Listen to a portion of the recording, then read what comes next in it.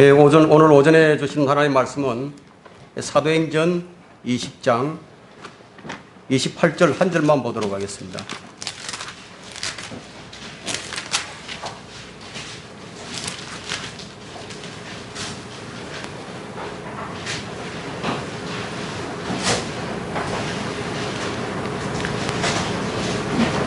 다 찾으신 줄 알고 제가 받들어 읽겠습니다. 그러므로 너희 자신을 조심하고 모든 양떼에게도 그리하라. 이들을 위하여 성령께서는 너희를 감독자들로 세우셨으며 하나님께서 자신의 피로 사신 하나님의 교회를 돌보게 하셨느니라. 오늘 설교 제목은 성경적인 목자상입니다. 성경적인 목자상. 그리스도인으로서 가장 중요한 것이 있다면 말씀을 듣고 또 그 말씀을 빼앗기지 않고 그 말씀이 깊이 마음의 뿌리를 잘 내리도록 자신의 마음을 옥토로 만드는 것이 이제 가장 중요할 것입니다. 여러분들에게 깊은 감명을 주는 어떤 말씀들이 있을 거예요. 그런 말씀이 아마 깊이 있게 뿌리를 잘 내리고 있을 겁니다. 하나님 말씀이 우리에게 깊은 감명을 주는 것은 하나님께서 우리를 찾으신다는 거예요. 위대하신 하나님께서 죄인들을 찾으신다는 것은 참으로 놀라운 일이 아닐 수가 없습니다. 주님은 죄인들을 찾으시고 영과 진리로 경배 드리는 자들을 찾으십니다. 우리는 이런 부분에 해당되는 사람들입니다. 또 하나 우리에게 깊은 감명을 주는 말씀이 있는데 그것은 바로 하나님께서 내가 네 안에서 어떤 일을 하려고 한다는 거예요. 내가 너를 준비시킬 것이고 내가 너를 보낼 것이며 네가 나의 일을 이루기를 기대하신다는 겁니다. 그런 사람을 주님께서는 찾고 계십니다. 하나님 자신을 하나님께서 사용해 주시기를 기대하는 사람, 이런 사람이 하나님께 필요한 거예요. 하나님께서는 그분을 위해 그분의 일을 하도록 사람을 찾아서 보내시며 또 그들이 그 일을 이루시기를 기대하시고 계십니다. 그것은 하나님의 일이며 하나님의 능력으로 이루어지는 일임에는 틀림이 없습니다. 하나님께서 여러분들에게 아마 이것을 알려주셨을 것입니다. 성령님께서는 여러분들에게 이런 부담을 주셨을 것입니다. 주님께서는 어떤 사람을 찾고 계시는가? 그분이 주시는 능력을 사용할 수 있는 비결을 배운 사람. 그 성령님의 인도하심을 따라서 하나님의 일들을 수행할 수 있는 그런 사람들이에요. 하나님께서 그런 사람들을 찾아내실 때에 하나님의 일들은 비로소 이루어집니다. 하나님께서 사람을 통해서 일을 하십니다. 이것은 마귀도 마찬가지입니다. 마귀도 사람을 통해서 일을 합니다. 하나님의 일꾼과 이 마귀의 일꾼의 대결장이 바로 이 세상이에요. 하나님께서 이 찾는 일꾼은 자기 짐을 주님께 맡깁니다. 대신에 주님께서 지어주시는 그 짐을 자신이 집니다. 하나님의 열정으로 불타오르고 하나님의 마음으로 일을 할 수 있는 자를 하나님께서 찾으십니다. 이런 점에 있어서는 마귀도 마찬가지입니다. 마귀도 그런 일꾼을 찾는 거예요. 오늘 본문의 배경은 바울이 밀레토에서 에베소 장로들을 모아놓고 고별 설교를 한 것입니다. 설교 내용은 바울이 이제까지 해왔던 그것과 똑같은 일을 하게 될 목사들에게 그의 마음을 쏟아놓는 설교였습니다. 자, 우리는 여기서 사역자들이 따라야 할 필수적인 사항들을 발견하게 됩니다. 바울의 메시지는 이 아시아에 있는 사람들, 그 사람들에 대한 그의 사역을 회고하는 내용이었어요. 광야의 40년을 광야교회라고 부르는데 광야교회는 하루도 잠잠한 날이 없었습니다. 신약교회 역시 잠잠한 날이 없는 것이 마찬가지입니다. 그래서 바울은 18절에서 너희는 내가 어떻게 사역해 왔는지를 아노니라. 이 말씀을 보게 되면 바울의 사역과 그의 개인적인 생활이 어떠했는지 잘 알려져 있습니다. 그는 사람들이 그의 행동을 좋게 평가하든 나쁘게 평가하든 그는 상관하지 않았습니다. 그는 19절에서 주를 섬겼노라고 말을 합니다. 이것은 누구나 인정하는 부분이에요. 그의 동료들이나 그의 대적들까지도 바울 자신을 어떻게 생각하든지 간에 그가 오직 하나님만을 섬겼다는 것으로는 비난할 사람이 아무도 없었던 것입니다. 적어도 우리는 양심에 있어서 이런 양심을 가져야 합니다. 그는 많은 눈물과 시련으로 주님을 섬겼는데 그 이유는 유대인들의 계략과 성도들의 영적 생활 때문이었습니다.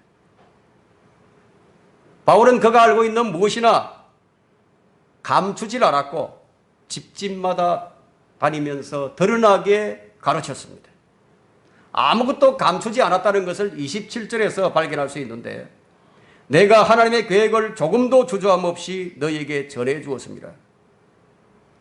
하나님께서는 바울에게 많은 계시들을 주셨어요.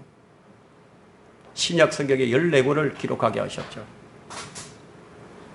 그래서 바울은 광야의 사건을 인용해서 그들을 책망하면서 권고를 합니다. 말하자면 너희는 광야의 교회처럼 하지 말라는 거예요. 지역교회를 이루고 있는 회중들이 목양의 관계를 바르게 세우는 일은 성도 개개인의 믿음과 실행에 있어서 매우 중요합니다. 목자나 양은 모두 똑같은 그리스도의 몸의 지체예요. 모두 주의 일꾼이며 동력자들입니다. 여기에는 조금의 차이도 없는 거예요. 다만 관계의 차이가 있을 뿐이에요. 하나님의 교회와 감독자의 관계가 있듯이 목자와 양의 관계, 그 차이일 뿐이에요. 오늘날 이 목사를 성직자로 아는 사람들이 많이 있습니다. 목사라는 이 명칭은 원래 그 의미는 이제 목자를 일컫는 말인데 성경에는 감독, 장로, 목사 이렇게 세 명칭이 나오지만 모두 같은 직분입니다. 성경에 나오는 첫 목자는 누구였냐면 아벨이었죠. 그리고 아브라함, 이삭, 야곱, 그 뒤를 이어서 요셉, 모세, 다윗, 수많은 사람들이 목자였지만 그러나 기본적으로는 이스라엘의 목자는 주 하나님이셨습니다. 시편 80편 1절에는 오 이스라엘의 목자여 요셉을 양떼처럼 인도하시는 주여라고 했고요. 시편 23편 1절에는 주는 나의 목자시니 내가 부족한 것이 없으리로다 라고 했습니다. 이스라엘의 왕들에게도 이 명칭이 사용되는데 구약도 신약과 마찬가지로 이 목자장과 목자가 있었던 겁니다. 에스겔 34장 23절에는 내가 한 목자를 그들 위에 세우면 그가 그들을 먹이리니 곧 나의 종 다윗이라. 다윗은 왕이었죠. 그가 그들을 먹일 것이요 그가 그들의 목자가 되리라. 왜 왕이 목자로 불렸는가 하면 그 이스라엘이 신정국가였기 때문입니다. 이 신정국가는 정교일치예요. 그래서 왕이나 지리자가 이 목자를 겸합니다. 그러나 신약 시대는 정교 분리의 원칙이 있기 때문에 정치 지도자는 교회와는 아무런 상관이 없습니다. 교회는 정치와 무관한 것입니다. 선한 목자는 양들의 이름을 부르며 앞으로 나가시며 양들을 위해 자신의 생명을 내어놓으십니다. 돌격 앞으로 이것이 아니라 나를 따르라. 앞장서 나가십니다. 그리고 모든 양을 위해 자신의 생명을 내어놓으신 분이 유일하게 예수 그리스도 분이십니다. 그래서 예수님은 혼들의 목자시며 감독이십니다. 그 베드로전서 2장 25절에는 이는 너희가 길 잃은 양들 같았으나 이제는 너희 혼들의 목자와 감독에게로 돌아왔느니라. 뿐만 아니라 주님은 목자장이십니다. 베드로전서 5장 4절에는 그리하면 목자장이 나타나실 때 너희가 시들지 않는 영광의 면류관을 받으리라. 주님은 우리의 큰 목자세요. 선한 목자이신 주님을 기억하면서 지역교회와 목자와 양의 관계, 지역교회에서 목자와 양의 관계의 의무가 어떤 것인지에 대해서 말씀을 전하겠습니다. 성경적인 목자상 첫 번째는 목사는 성도들을 온전케 하는 일을 해야 할 의무가 있습니다. 지역교회에 주신 직분은 에베소서 4장을 펼쳐보실까요? 에베소 4장 11절에 그가 어떤 사람들은 사도로, 어떤 사람들은 선지자로, 어떤 사람들은 복음 전도자로, 어떤 사람들은 목사와 교사로 주셨으니 12절에 이는 성도들을 온전케 하며 섬기는 일을 하게 하고 그리스도의 몸을 세우게 하여. 직분이라는 것은 성도들을 온전케 하고 섬기는 일과 그리스도의 몸을 세우게 하기 위해서 주신 거예요. 다른 목적이 있는 게 아닙니다. 여기서 이제 목사와 교사라고 했는데, 목사라는 단어 뒤에 어떤 콤마가 없다는 것은 목사는 반드시 교사라야 한다는 거예요. 목사는 반드시 교사가 되어야 합니다. 가르치지 못하는 목사는 강단에서 더 이상 할 일이 없을 것입니다. 목사는 양들을 먹이고 가르치고 돌봐야만 합니다. 그래서 목사는 디모데전서 3장 2절에서 그러므로 감독은 비난받을 일이 없어야 하고 한 아내의 남편이어야 하며 절제하고 신중하여 예의 바르고 대접하기를 힘쓰며 가르치기를 잘하고. 목사는 가르치기를 잘해야 합니다. 바울은 목사는 아니었어요. 바울은 사도였고 복음 전도자였고 교사였습니다. 그러나 디모데와 디도는 감독이면서 교사였습니다. 그런데 목사의 직분은 무엇을 위해 주신 것인가? 첫째, 성도들을 온전케 하며, 둘째는 섬기는 일을 하게 하고, 셋째는 그리스도의 몸을 세우게 하여. 이것이 목사가 할 일입니다. 하나님께서 세우신 사람들의 일은요, 서로 섬기고 세워서 성도들을 온전케 하는 일이에요. 실족해서 떨어져 나가는 것을 결코 주님께서는 원치 않으십니다. 지금은 어느 교회에도 사도나 선지자는 없죠. 이 사도들이 죽은 후에 그를 대신해서 사도를 세우지 않았어요. 로마 가톨릭이 베드로가 사도직을 계승했다고 주장을 하는데 모두가 날조된 거짓입니다. 개신교들은 이 가톨릭의 전통을 그대로 수용해서 마치 이 사도적인 축도를 하고 있지만, 이 사도와 선지자는 성경이 완성된 AD 97년경 사도 시대를 끝으로 이제 더 이상 이제 필요치 않게 되어버렸습니다. 그럼 이제 남은 것이 무엇이죠? 남은 것은 복음 전도자가 남아있고, 그리고 목사와 교사가 남아있습니다.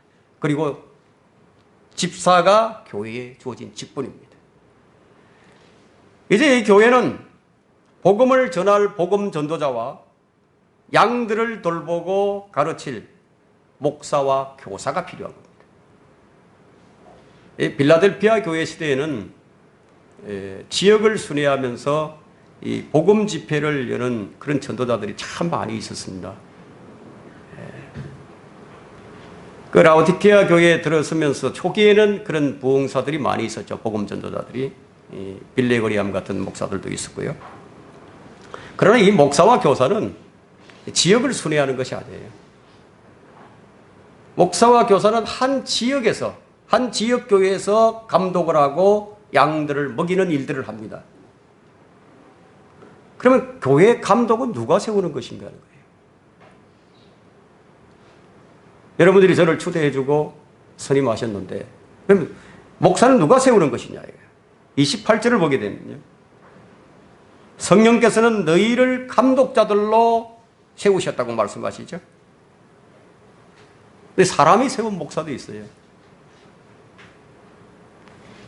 그런 성경적 목사가 아니죠. 목사의 가장 중요한 사역은 순수한 말씀으로 양들을 먹이는 데 있습니다.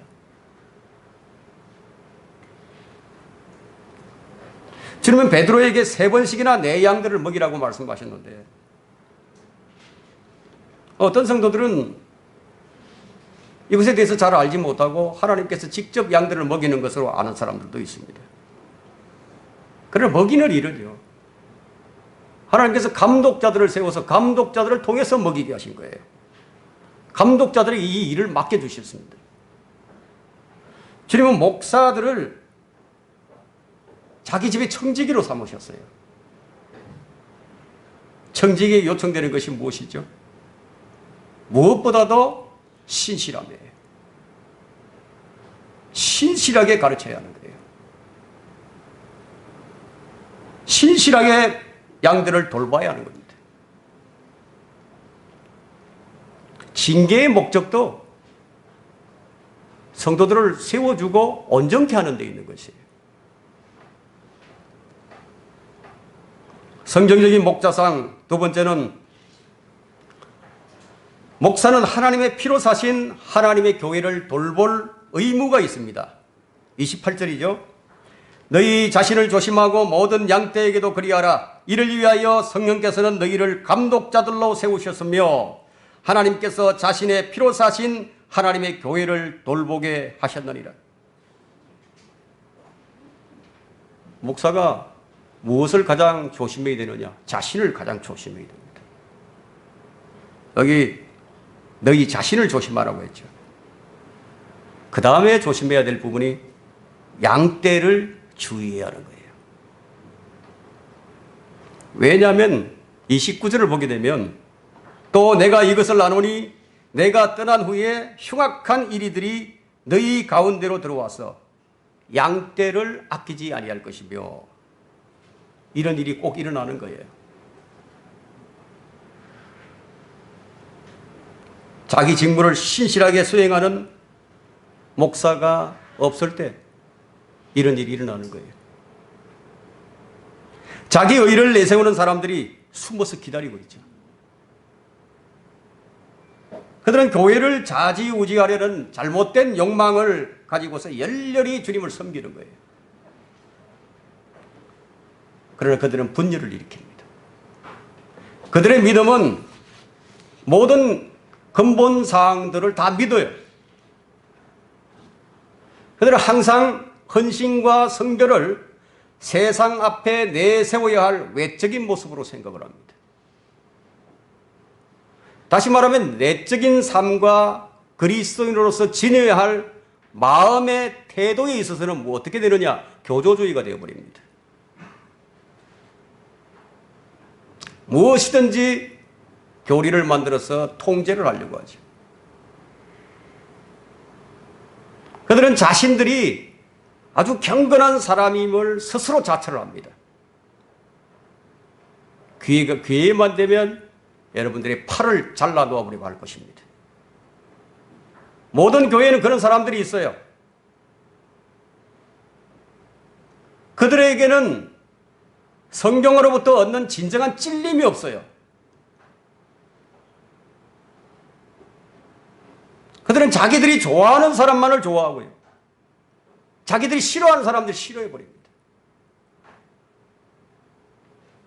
이것이 그들이 믿고 있는 교회의 영역이에요. 오늘날의 양떼는 대개 동물원인 경우가 많습니다. 양떼를 치기 원한다면 양들을 사랑하고 그리스도 안에서 자유를 줄 것인지, 아니면 그들을 거부하고 무조건적으로 복종을 강요할 것인지, 둘 중에 하나를 결정을 해야 합니다. 요즘은 회중들이 결정을 내리는 교회가 찾기가 어렵습니다. 목사가 그것을 용납하지 않죠. 회중들이 결정을 내리는 교회, 말하자면 회중교회가 없어져 버렸다는 얘기예요. 목사는 이런 일에 대해서 깨어 있어야 합니다. 깨어 있어 내가 3년 동안 밤낮으로 각 사람에게 눈물로 훈계하던 일을 기억하라. 이것이 장로들이, 목사들이 들어야 할 경고예요. 왜냐하면 목사들은 이런 일들을 만날 것이기 때문에. 목사들에게 가장 문제거리가 뭐냐? 가장 큰 문제거리. 외적인 행동에는 흠잡을 데가 없는데요. 내적인 인품과 헌신의 열매는 없는 사람들이에요. 이런 사람들이 많은 문제들을 만들어냅니다. 주님께서는 지역교회에 신실한 청지기를 찾으시는 거예요. 누가복음 12장 42절 한번 펼쳐보십시오. 주님이 찾으시는 사람이 어떤 사람인지 12장 42절에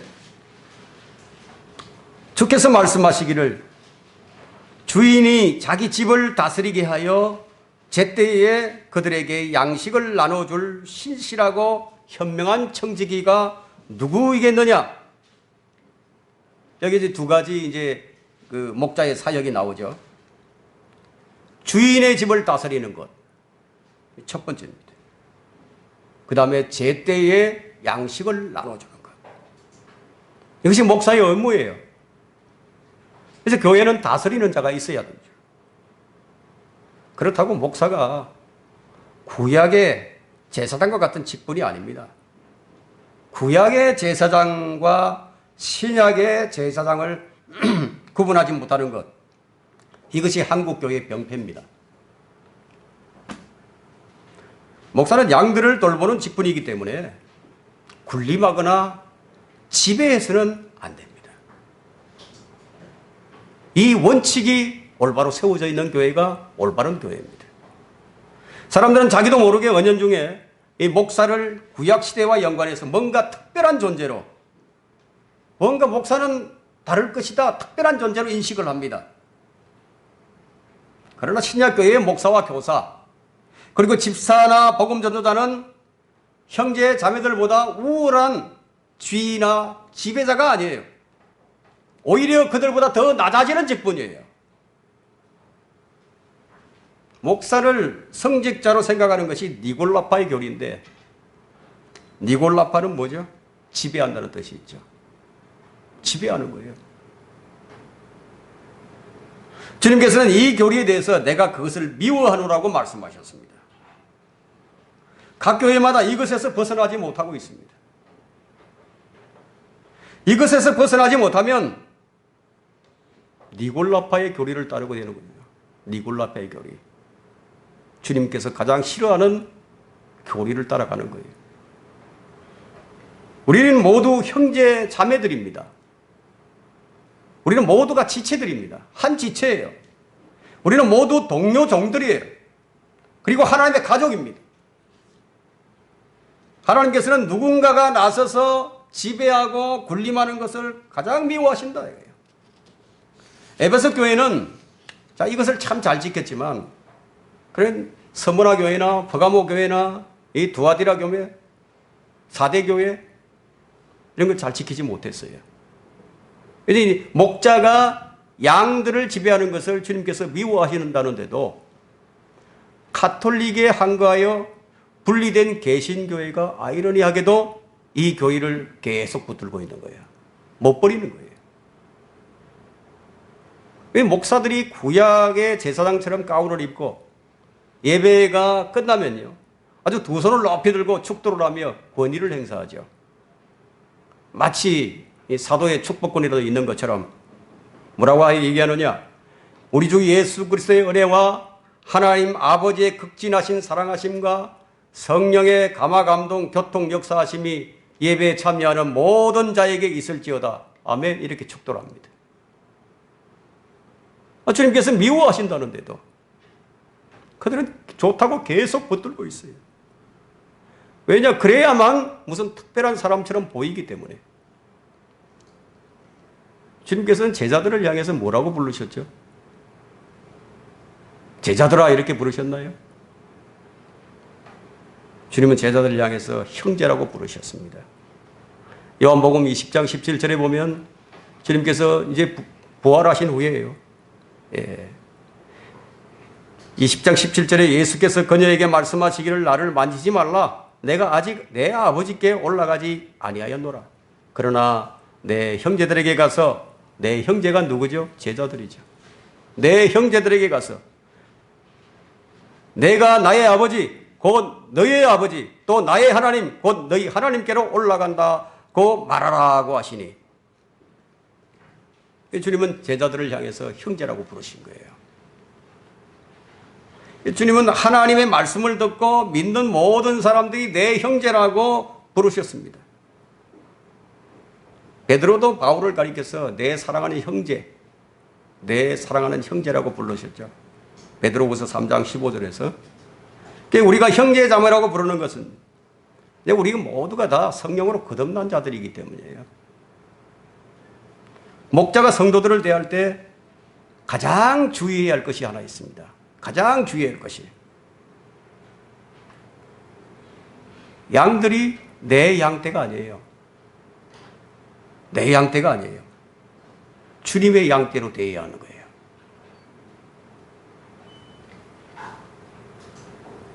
왜 그래야만 하느냐 이게. 주님께서 내게 맡겨주신 양들이에요. 내 양들이 아니에요. 야곱은 20년 동안 외삼촌 라반에게 양떼를 맡았는데요. 양떼를 잃어버리면 배상을 했습니다. 자기 소유 같으면 배상할 필요가 없는데 자기가 관리하는 양들이기 때문에 배상을 해야 했다 이거예요. 모세는 40년 동안 양들을 쳤는데 자기 양은 한 마리도 없었어요. 장인의 양들이었죠. 다윗도 아버지의 양들을 먹였어요. 지역교회의 목사는 양들을 맡은 청지기로서 주님께 결산 보고를 해야 할 날이 남아 있습니다.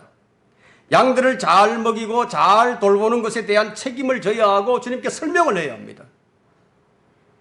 그래서 저는 성도들의 모든 일들을 제가 알고 있는 범위 내에서는 모두 다 아뢰입니다. 하나도 빼지 않고 아뢰입니다. 누가 어떤 일을 했고 누구는 어떤 일을 겪고 있다고 다 얘기합니다. 다 알리는 거예요. 이런 일들을 위해서 목자는요, 이생의 일들에 얽매이지 말아야 합니다. 이 세상의 일들 때문에 양떼를 돌보지 못한다면 그 목자를 그만둬야 되는 거죠. 요즘은 목사가 세상 직업을 겸하는 것이 유행이에요. 교회가 자립하지 못해서가 아니에요. 직업이 너무 좋아서 그 직업을 그만둘 수가 없죠. 어떤 목사는 평일에는 교수를 하고 주일에는 목사를 하는 거예요. 사람들이 선호하는 직업들이 있죠. 교수나 변호사들. 자, 이런 직업을 버리지 않고도 얼마든지 목사를 할 수 있다고 생각을 합니다. 그런 교사는 할 수 있지만 목사는 해서는 안 되는 거예요. 성도들은 자기 목사가 가진 직업이 너무 좋기 때문에 이 전담 사역을 하지 않아도 좋아하는 거예요. 신실한 목자는 양들이 내 양이 아니라 주님의 양인 줄 알기 때문에 더욱더 두려움과 떨림으로요, 섬기고 돌보려고 합니다. 그러나 싹구는 주님께서 맡겨주신 양들이 아니기 때문에 마음에 안 들면 내쳐버립니다. 삼켜버리는 거예요. 잡아먹는 거예요.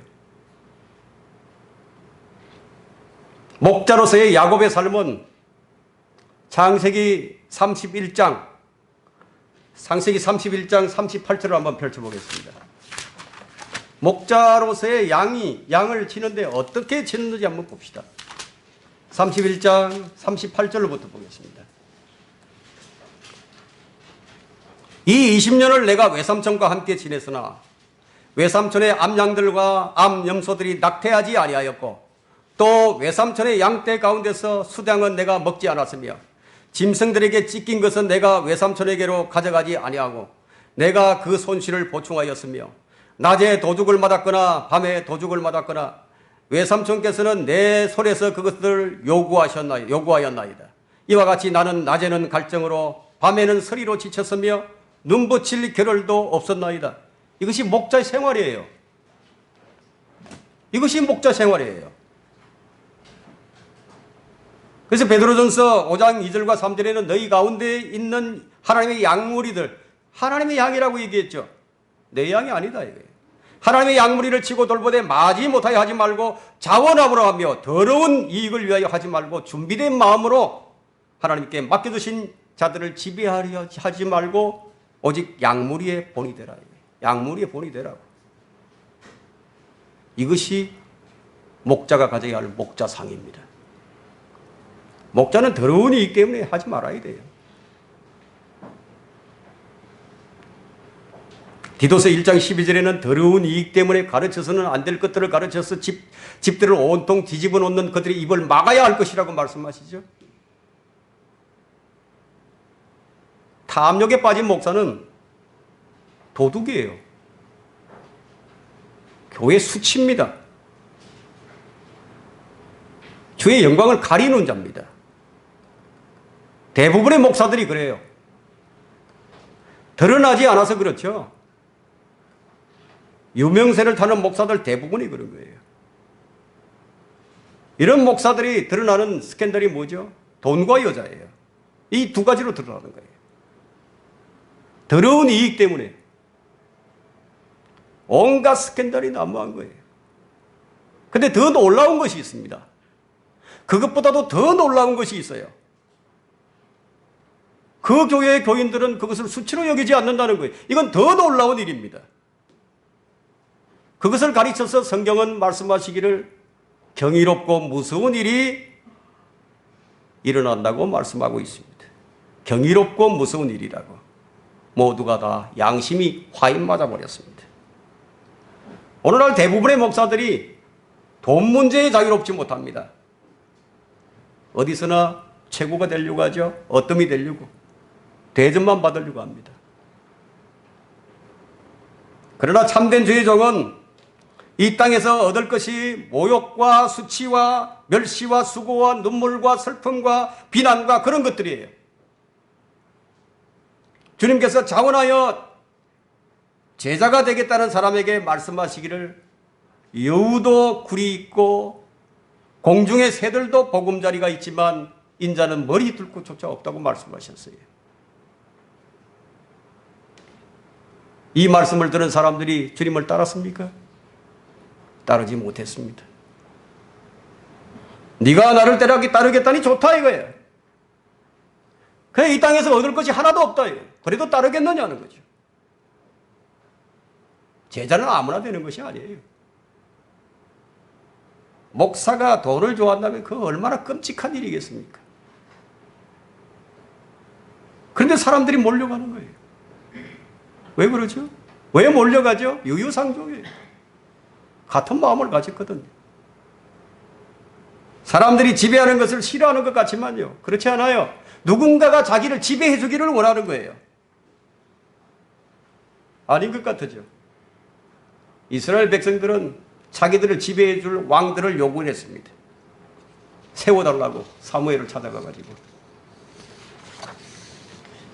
사람들은 지배하는 걸 좋아합니다. 그래서 고린도후서 11장 20절에는 누가 너희를 종으로 삼키거나 착취하거나 스스로 높이거나 얼굴을 쳐도 너희는 용납하는구나. 이것이 이 시대의 교회상이에요. 온갖 인격적인 모독을 받으면서도 그냥 있는 거예요.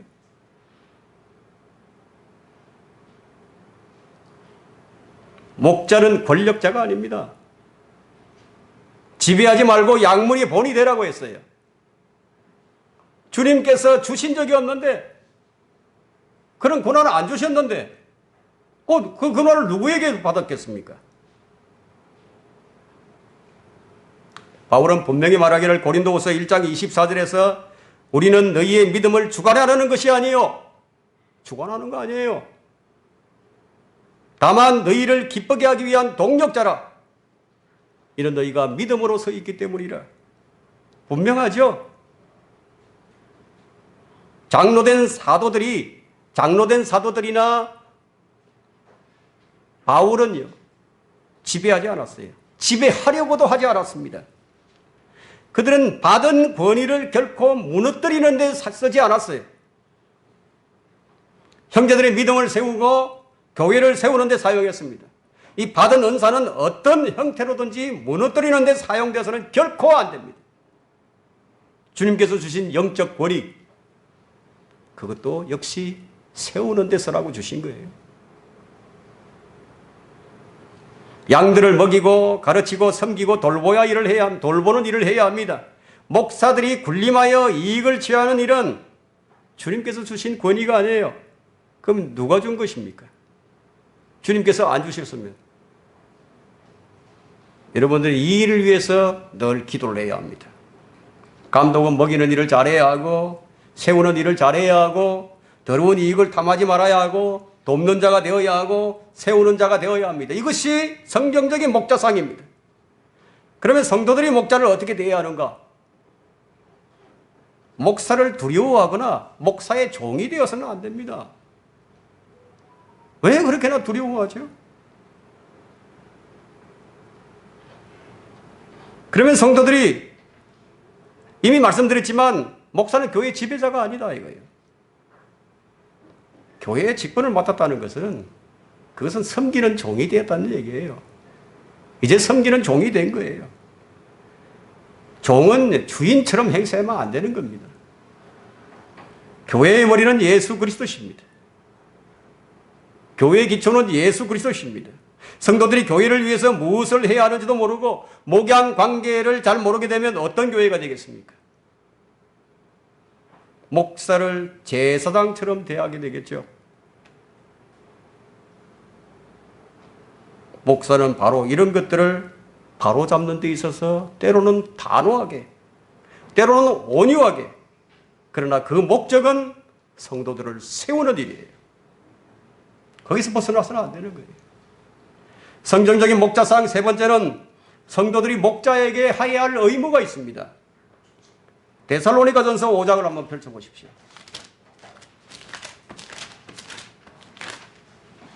(5장 12절과 13절에) 형제들아 우리가 너희에게 간구하노니 너희 가운데서 수고하고 주 안에서 너희를 다스리며 훈계하는 사람들을 알아서 그들이 하는 일로 인하여 그들을 극진히 존경하라. 너희는 서로 화목하라. 목자는 존경해야 할 대상이죠. 그러나 이제 목자의 수고를 제대로 아는 성도들은 그렇게 많지가 않습니다. 각자 자기 스타일이 있어요. 예. 그래서 자기 스타일대로 하기 때문에 목사가 하는 설교가 매번 똑같은 설교로 들릴 수도 있습니다.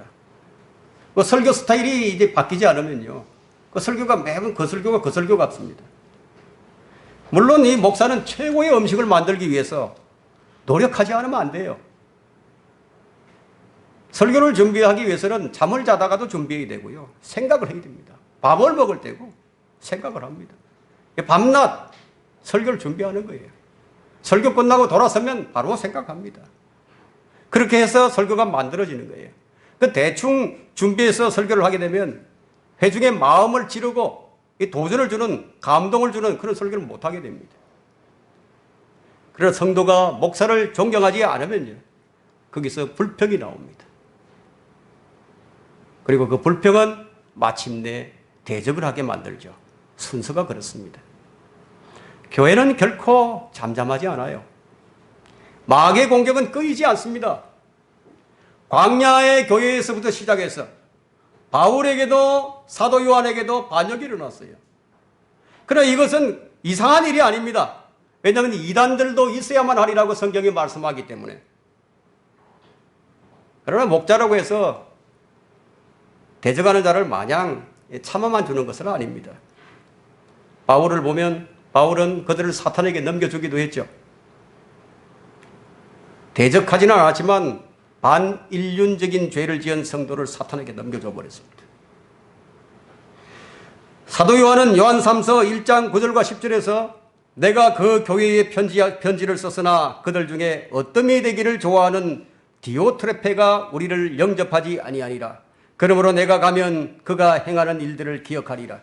그가 악한 말로 우리를 헐뜯고 그것으로도 만족하지 않고 형제들도 영접하지 아니하며 그렇게 하고자 하는 자들을 방해하여 교회에서 내어 쫓는도다. 그때도 내어 쫓는 일이 있었어요. 그런 목사의 의무를 다하지 않았습니다. 목사를 무조건 존경하라고 하지 않았어요. 존경할 만한 사람을 존경해야죠.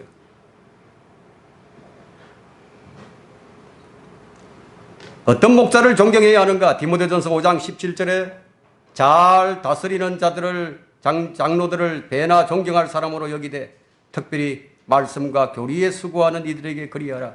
아주 명쾌한 거예요. 내가 존경하는 사람보다 2배로 존경하면 됩니다. 배나 존경하라고 했으니까. 요즘 존경할 사람들이 거의 없죠. 무엇을 존경하죠? 아마 인터넷을 존경할 겁니다. 설교를 인터넷으로 다 들어요. 뭐 이 설교 저 설교 막 듣는 거예요. 인터넷이 목사에 걸러낼 분별력도 없으면서. 지역교회는 중요한 것이 목양관계가 바로 세워지는 겁니다. 성도들이 목자에 대한 존경심이 사라지면요, 그 설교가 귀에 안 들립니다. 그냥 뭐 교회만 다니는 것이지 뭐 은혜가 안 된다 이거예요. 그런 사람은 그의 믿음이 거짓이거나 아니면 목사가 잘못하고 있는 거예요. 목사를 존경하면 말씀을 잘 받을 수 있죠. 종들은 주인을 존경해야 하고 아내는 남편을 존경해야 하고 성도는 목자를 배나 존경해라 이거예요. 베드로전서 2장 17절에는 모든 사람을 존경하고 형제를 사랑하며 하나님을 두려워하고 왕을 존경하라. 존경할 사람을 존경하라 이거예요. 아무나 존경하지 말고. 히브리서 3장 17절에는 너희를 다스리는 자들에게 순종하여 복종하라. 그들은 너희 혼들을 위해 깨어있기를 자기들이 마땅히 설명해야 할 것처럼 하느니라. 그들로 기쁨으로 하게 하고 슬픔으로 하지 않게 하라. 이는 그것이 너희에게 유익이 없음이라. 성도들은 목사가 이렇게 할 수 있도록 이렇게 잘 배려를 해주는 것이 필요한 것입니다. 참 어려운 일인지도 몰라요. 자존심 강한 사람은 목사에게 순종하고 복종하는 것이 뭐 자기를 부인하지 않고는 이건 힘든 일이죠. 그리스도인은 믿음으로 시작해서 그리스도를 따르는 자가 되고 주의 명령에 복종하는 자가 되고 사랑하는 자가 되어야 합니다. 양들은 믿음으로 주님을 따라야 하고요. 죽기까지 해야 됩니다. 주의 말씀에 순종하고 복종하는 자가 되어야 한다는 겁니다. 죽기까지 하는 거예요. 그렇게 하면 때가 되면 하나님께서 그를 높여주십니다. 회중은 목자에게 복종하고 또 서로에게 복종을 해야 합니다. 성도의 관계는 서로 사랑하라. 서로 복종하라. 이 교회 안에는 이렇게 하지 않는 연약한 지체들도 있습니다. 이 장성한 사람은요, 연약한 지체들을 지혜롭게 또 온유함으로 잘 세워줘야 합니다. 그렇지 않으면 교회 안에 아무 유익이 없게 됩니다. 서로 사랑, 서로 복종하는 것, 이것이 신약의 명령이에요. 우리에게 주신 명령입니다. 어떤 지체는 다른 지체들로부터 인정받기를 바라는 사람들이 있습니다. 그러니까 내가 이렇게 너한테 해주는데 왜 너는 나를 지지해 주지 않느냐 이거예요. 섬겨야 되는데 어떤 이 되기를 원하는 거예요. 자기 뜻대로 안 되면은 짜증이 납니다. 그냥 마음이 상하죠. 심하면 아파서 몸져 눕습니다. 왜냐? 섬기는 일보다는 인정받는 자가 되고자 했기 때문에. 근데 그런 사람들은 말씀을 듣고 배우는 것도 어떻게 되기 위해서예요. 마음의 동기가 불순한 겁니다. 주님보다는 형제 자매들에게 더 관심을 가지는 자들이 있습니다. 그런 사람이 설마 있겠어요? 마귀는 멍청이 아니에요. 그런 사람들도 있습니다. 마귀는요, 성도가 온전하게 서지 못하도록 방해물과 걸림돌을 놓습니다. 그러나 다른 사람들보다, 다른 사람을 나보다 더 존중하고 다른 사람을 섬겨야 하는 것이 성도의 의무예요.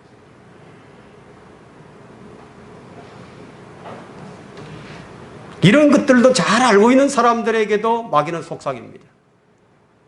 마귀는 찾아와서 속삭이는 거예요. 어떻게 속삭일까요? 계속 생각 속에 집어넣죠. 그러면 이 말씀을 무시하게 됩니다. 전에 신학교를 졸업한 한 형제가 있었는데요. 그는 자신을 성경교사가 좀 되게 해달라고 때를 쓰다가 자기 뜻대로 안 돼버리니까 그 교회를 떠나버렸습니다. 자, 우리는 이 스스로 섬기는 자가 되어야 합니다. 그러면 교회가 활력이 넘치고 강성해지기 시작합니다.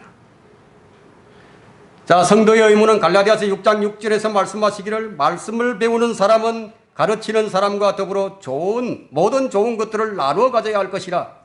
제가 어렸을 때만 해도요, 성도들이 참 가장 좋은 것들로 목사를 섬겼습니다. 그러니까 지금 60대, 70대 이상 되신 분들은 아마 이런 경험이 있을 것입니다. 이 교회가 타락하고 부패하는 것만큼 성도의 믿음의 실행도 그만큼 부패해집니다. 성도는 목자에게 복종을 하되 맹목적으로 따라서는 아니 됩니다. 여러분 히브리서 13장 7절을 한번 펼쳐보십시오.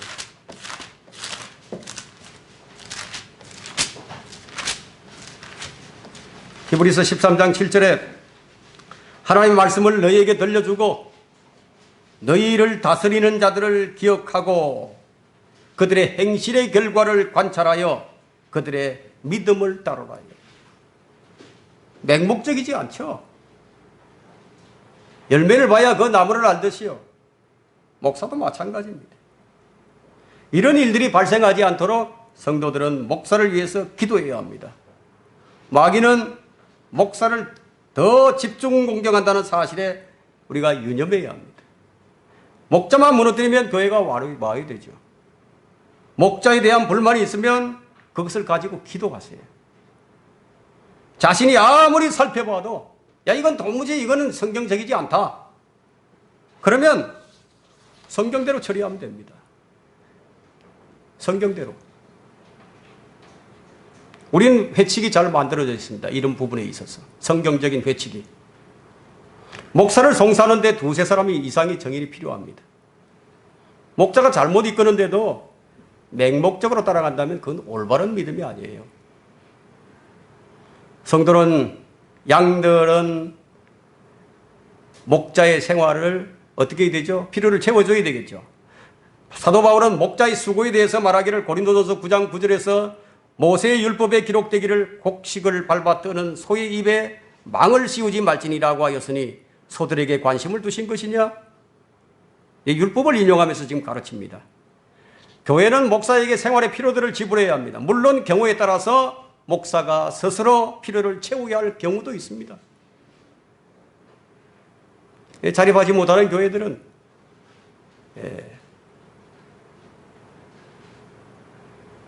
우리 교회가 도움을 주는 교회가 되어야 합니다. 바나바와 바울도 사역 지원금을 받았어요. 이것이 성경적입니다. 이것은 사도들이 정한 것이 아니고 주님께서 정하신 일입니다.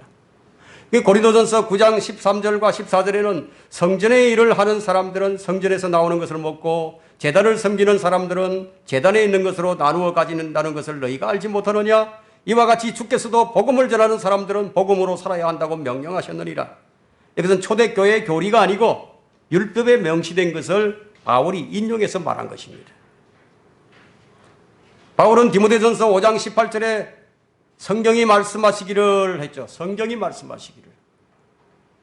구약 성경을 인용해서 말씀하신 거예요.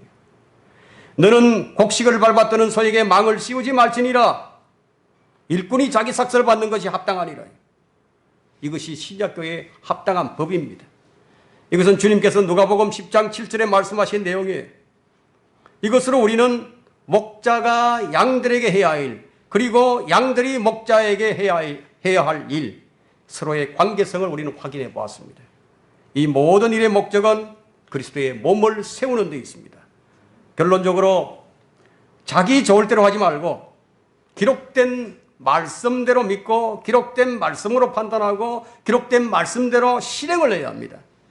이것이 모든 그리스도인의 의무예요. 성경을 모르게 되면 무엇을 할지 모르게 됩니다. 알고 나면 쉽고 명쾌해집니다. 목자는 목자에게 명하신 대로, 양들은 양들에게 명하신 대로 그 말씀을 기억하고 그대로 하면 됩니다. 다른 사람들이 하든 안 하든 상관이 없어요. 여러분, 이웃집 청구서를 가져다가 내가 대신 내주는 사람이 있습니까? 그런 사람은 없죠. 남의 것을 내 것으로 알면 어떻게 되겠습니까? 전쟁이 일어나는 거예요. 남을 정죄하고 판단하는 것은 그 성경대로 하는 것이 아니에요. 내게 준 말씀대로 나를 판단하고 정죄한다면 잘하는 것입니다. 우리는 모두 내게 주신 말씀에 따라서 결산해야 할 날이 오는 거예요. 결산해야 할 날. 오해하지 말 것은 성경대로 믿는다는 것은요, 전천년주의, 무천년주의, 후천년주의, 천년왕국, 대환란 이런 교리를 아는 것이 아니에요. 성경대로 믿는다는 것은 정확하게 아는 그 교리를 기초로 해서 실생활에서 믿음의 실행이 있어야 하는 거예요. 교리는 아는 것으로 거쳐서는 안 되는 거예요. 교회를 유지하고 교회를 보응시키는 것은 실제적인 것입니다. 지역교회에는 목사가 해야 할 일이 있고 회중이 해야 할 일이 있습니다. 각자는 성경의 가르침대로 행하면 되는 거예요. 겸손하고 온유한 영으로 자신을 단장해서 믿음에 견고하게 서서 서로를 사랑하고 서로를 복종한다면 우리 교회는 하나님께 칭찬받는 교회가 될 것입니다. 교회는 그리스도의 몸이에요. 지역교회는 그 몸의 현현이에요. 이 땅에서 주의 일을 수행합니다. 성도들은 지역교회에 소속이 되어서 섬기며 일하라고 부르심을 받은 거예요. 혼자 하라는 거 아니에요. 여러분, 이 교회가 어떤 교회입니까? 2000년 동안 성도들의 피와 눈물과 기도로서 지켜온 것이 아닌가요? 어떠한 박해와 타협에 유혹에도 불구하고 주님께서는 이 교회를 지켜주셨습니다.